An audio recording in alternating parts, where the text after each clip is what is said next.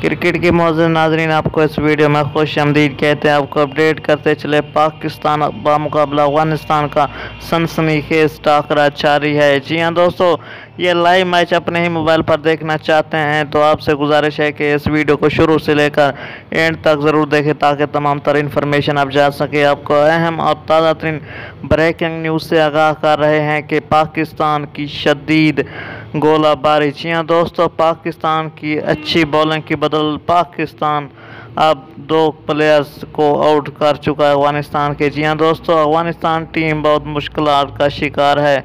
आपको अहम और ताज़ा तरीन अपडेट से आगाह कर रहे हैं। जी हाँ दोस्तों, ये लाइव मैच अपने मोबाइल पर देखना चाहते हैं तो सबसे पहले आपने प्ले स्टोर में जाना है, वहाँ पे दराज ऐप या फिर तमाशा ऐप इंस्टॉल कर लेनी है। वहाँ से आप फ्री फुल HD लाइव मुकाबला अपने ही मोबाइल स्क्रीन पर देख सकते हैं। अपनी राय कमेंट सेक्शन में ज़रूर दें। ये वीडियो आपको अच्छी लगे तो एक ज़रूर लाइक दे दें। Thanks for